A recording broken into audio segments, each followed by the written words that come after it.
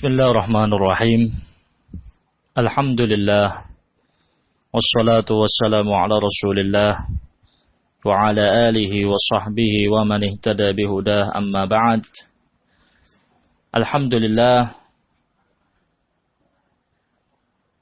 pada pertemuan yang lalu kita telah menyelesaikan risalah Mahiyas Salafiyah yang ditulis oleh Syekh Abdullah ibn Abdul Rahim Al-Bukhari hafizahullah. Dan sekarang kita akan mengkaji risalah yang baru yang ditulis oleh Syekh Rabi' ibn Hadi Al-Madkhali hafizahullah ta'ala yang berjudul Mudzakkiratul Haditsin Nabawi fil Aqidati wal Ittiba'. Kitab ini atau risalah ini adalah risalah yang berisikan matan-matan hadis yang akan dijabarkan dan akan dijelaskan oleh Syekh Rabi' hafizahullah ta'ala. Ada sekitar 21 hadis. Dan hadis-hadis yang akan dibawakan rata-rata membahas seputar akidah, prinsip yang wajib untuk diimani oleh masing-masing hamba, dan membahas tentang akhlak, adab, dan yang lainnya. Namun lebih fokus dalam urusan akidah dan tauhid. Menjelaskan tentang prinsip dan menjelaskan tentang tauhid. Tayyib. Dan di sini penulis yaitu Syekh Rabi' hafizahullah mengulas masing-masing hadis dengan ulasan yang ringkas. Beliau jelaskan tentang biografi singkat sahabat yang meriwayatkan hadis, kemudian menyebutkan tentang kosakata yang perlu untuk dijelaskan dari hadis. Kemudian beliau menjelaskan kandungan secara umum hadis yang dibahas, dan setelah itu beliau tutup dengan menyebutkan beberapa faedah yang bisa diambil dari masing-masing hadis. Tayyib. Kita bahas hadis yang pertama. Qala al-muallif hafizahullah, berkata penulis hafizahullah, al-hadithul awal, hadis yang pertama, manhajud da'wati ilallah, metode dakwah kepada Allah Subhanahu wa taala. Hadis yang pertama ini menjelaskan tentang metode yang tepat yang harus diperhatikan oleh masing-masing dai ketika hendak berdakwah, mengajak umat manusia kembali ke jalan Allah Subhanahu wa taala. An Ibnu Abbas radhiyallahu taala anhuma anna Rasulullah sallallahu alaihi wasallam lamma ba'atha Mu'adzan ila al-Yaman qala. Dari Ibnu Abbas radhiyallahu taala anhuma, Rasulullah sallallahu alaihi wasallam ketika mengutus sahabat Mu'adz ke Yaman, beliau berkata, innaka ta'ti qauman min ahlil kitab. Engkau akan bertemu dengan suatu kaum dari ahlu kitab, Yahudi dan Nasrani. Falyakun awwala ma tad'uuhum ilaih. Maka hendaknya hal pertama yang engkau serukan mereka kepadanya syahadata an la ilaha illallah wa fi riwayatin ila ayyuhidullah, adalah mengajak mereka untuk bersaksi la ilaha illallah, tidak ada sesembahan yang hak kecuali Allah Subhanahu wa taala. Dalam riwayat yang lain, agar mereka menunggalkan dan mengesahkan Allah dalam peribadatan kepadanya. Fa inhum ata'uka lidzalik, kalau mereka mau untuk mengucapkan syahadat. Jadi yang pertama kali, karena ini yang dihadapi adalah kaum non-muslim, orang-orang yang belum mengenal Islam, maka langkah pertama untuk mendakwai mereka adalah diajak untuk masuk ke dalam Islam. Diajak untuk mengucapkan 2 kalimat syahadat. Kalau mereka mau,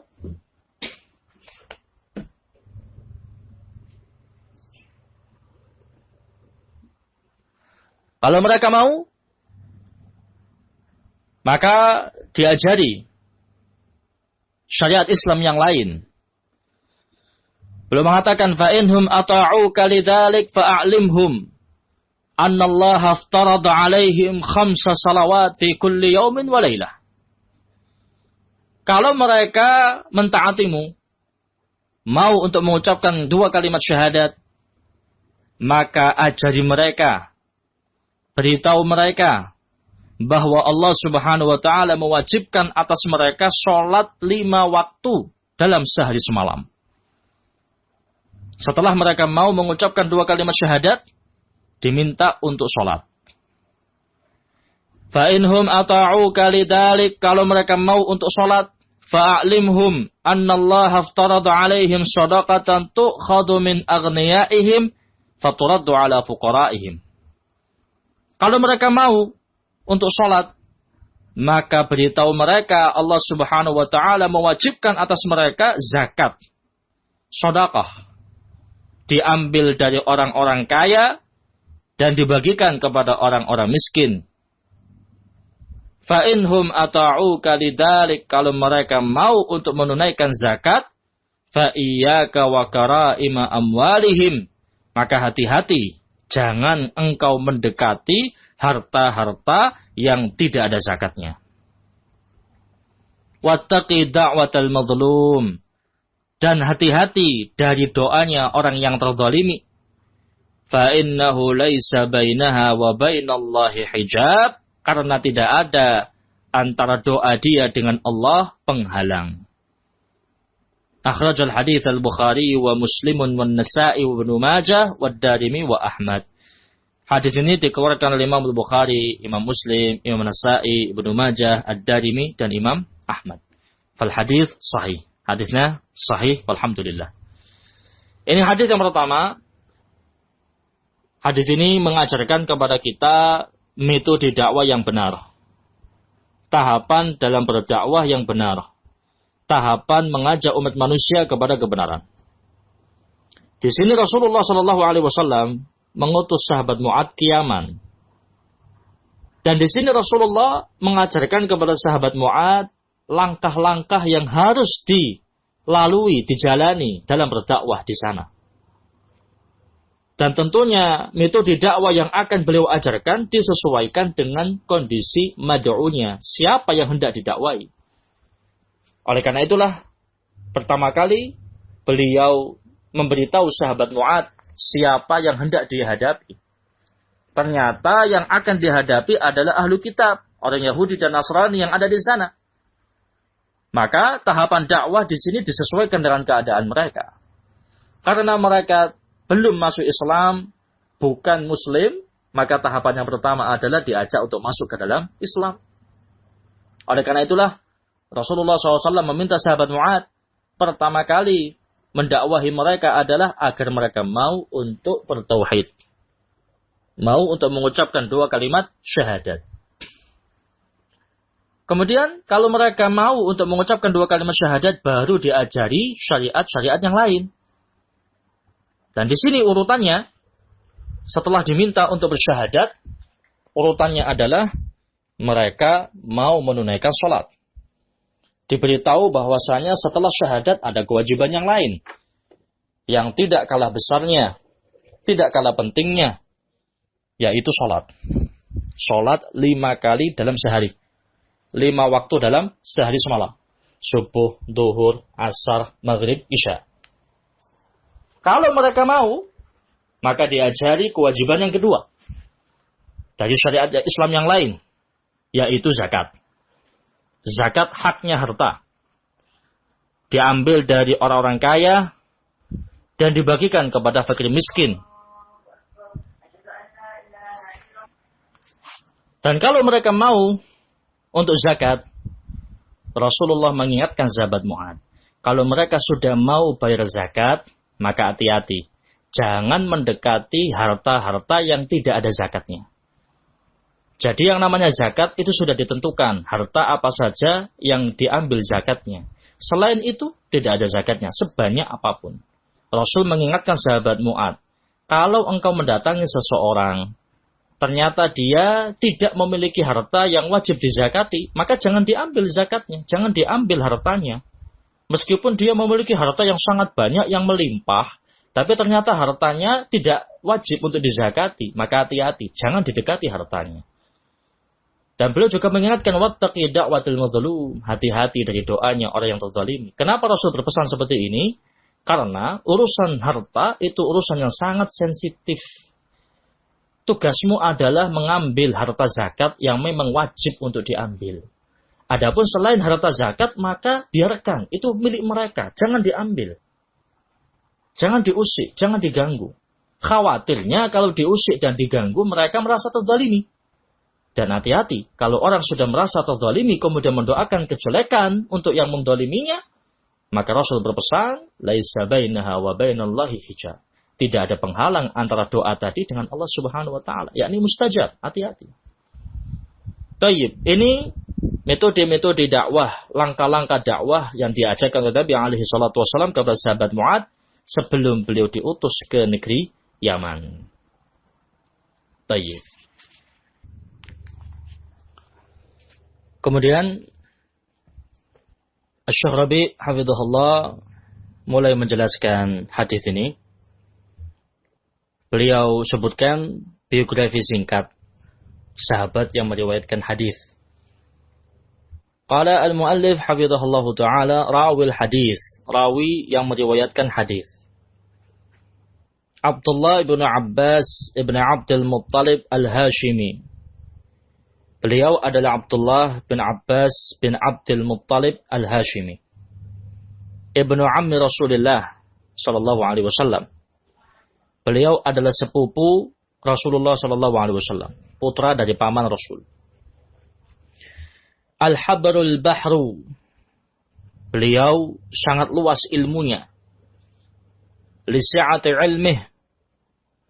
Beliau digelari dengan bahr, lautan, karena saking luasnya ilmu beliau. Wa huwa ahadul mukthirina minas sahabah. Dan beliau termasuk salah satu dari sahabat yang banyak meriwayatkan hadis. Sahabat yang dinyatakan banyak riwayatnya itu ketika meriwayatkan lebih dari 1000 hadis. Dan beliau riwayatnya lebih daripada itu. Wa ahadul abadilah. Beliau termasuk di antara sahabat yang bernama Abdullah yang berusia panjang dan banyak ilmunya.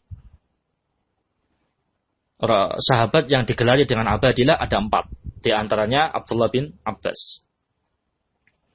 Min fuqaha'is sahabah. Beliau termasuk ahli fikihnya sahabat. Mata sanata 68. Beliau meninggal pada tahun 68 Hijriah. Ini sekilas tentang Ibnu Abbas. Sahabat yang mulia, dikenal dengan keilmuannya, bahkan beliau adalah sahabat yang menguasai banyak ilmu. Tafsir, hadis, bahasa Arab, dan lain sebagainya. Disebutkan dalam biografi beliau, kalau beliau sudah duduk bermajelis, datang kepada beliau murid-murid dari berbagai kalangan dan berbagai bidang. Gelombang yang pertama, murid-murid bidang hadis datang kepada Ibnu Abbas. Ibnu Abbas menyampaikan hadis. Selesai, datang gelombang yang kedua, murid-murid dalam bidang tafsir. Maka Ibnu Abbas menyampaikan tafsir. Gelombang yang ketiga, murid-murid dalam bidang fikih. Maka Ibnu Abbas bahas fikih. Terus demikian. Dan beliau adalah satu-satunya senior sahabat ketika itu yang diizinkan oleh sahabat Umar untuk menghadiri rapat pembesar sahabat. Yang dihadiri oleh para veteran perang Badar. Dihadiri oleh veteran perang Badar. Sahabat yang lainnya, para hadirin rapat, tidak ada yang bawa anaknya. Karena memang itu majelis untuk para kibar, para senior. Namun ternyata sahabat Umar mengizinkan Ibnu Abbas untuk masuk. Diajak untuk masuk.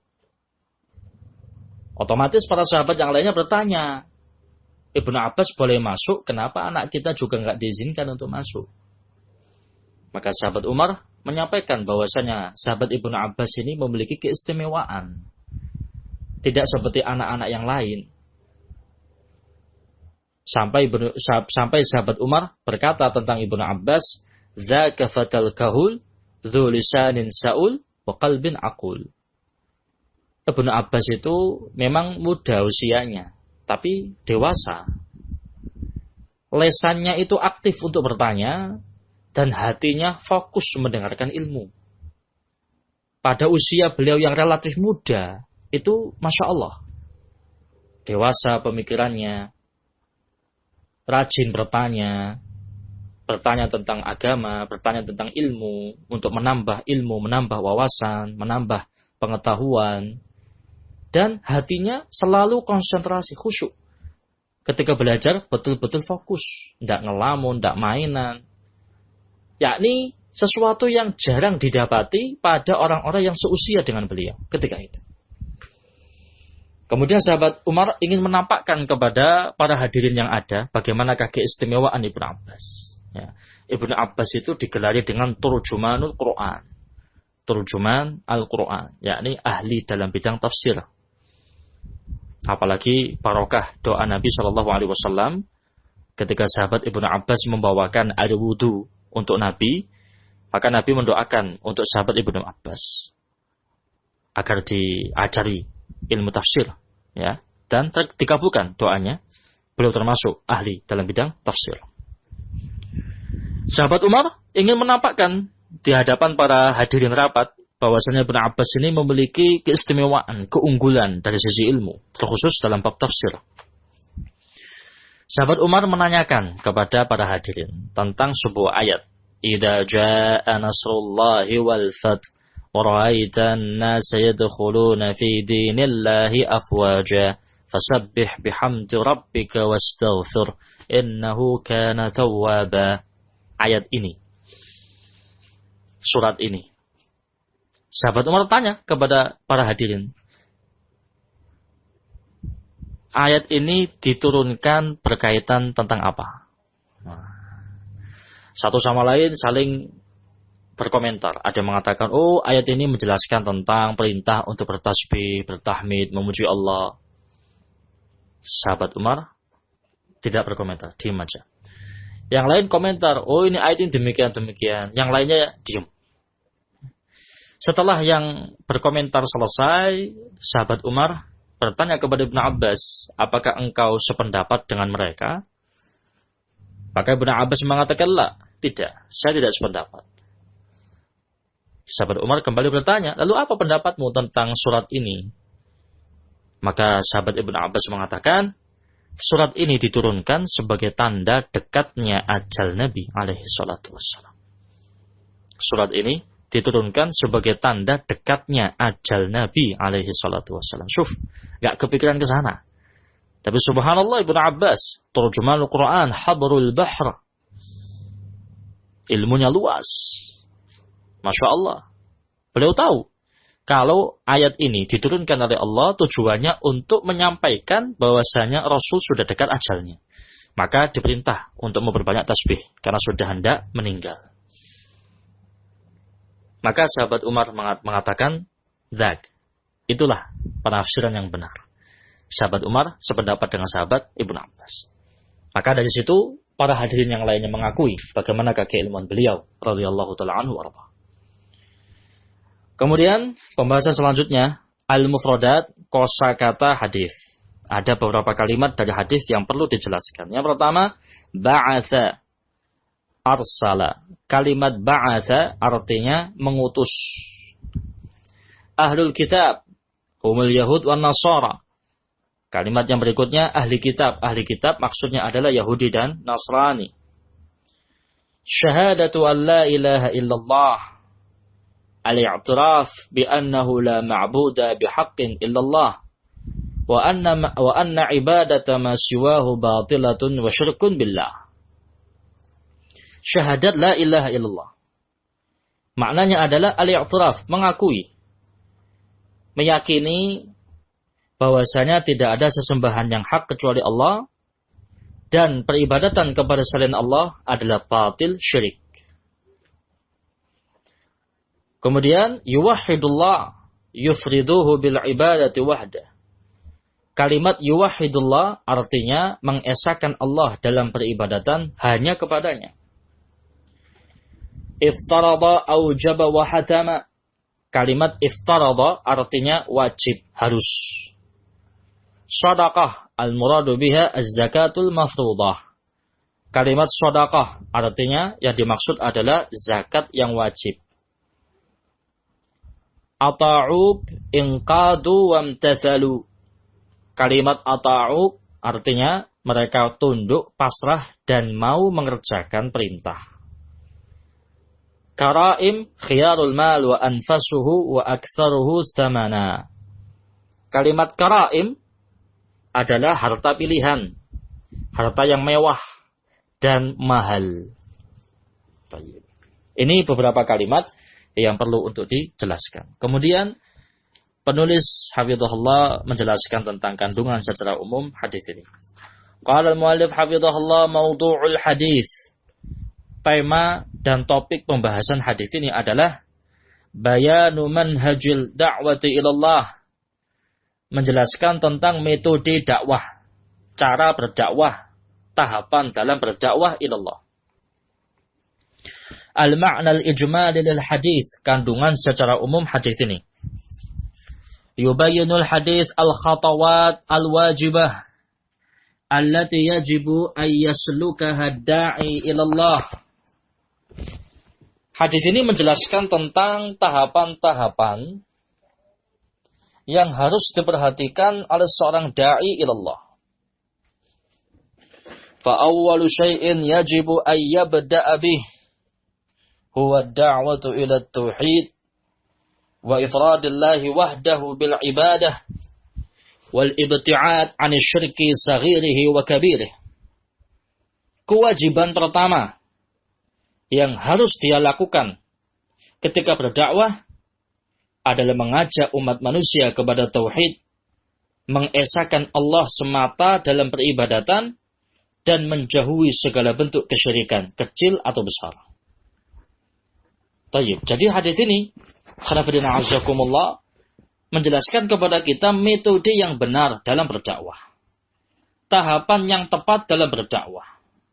Urutan dalam berdakwah. Pertama kali yang harus kita sampaikan kepada umat manusia adalah tauhid. Menyampaikan kepada mereka tentang tauhid. Menjelaskan kepada mereka tentang tauhid. Beribadah hanya kepada Allah. Mengesahkan Allah. Menunggalkan Allah dalam peribadatan kepadanya. Dan menjauhi segala bentuk kesyirikan. Yang kecil atau yang besar.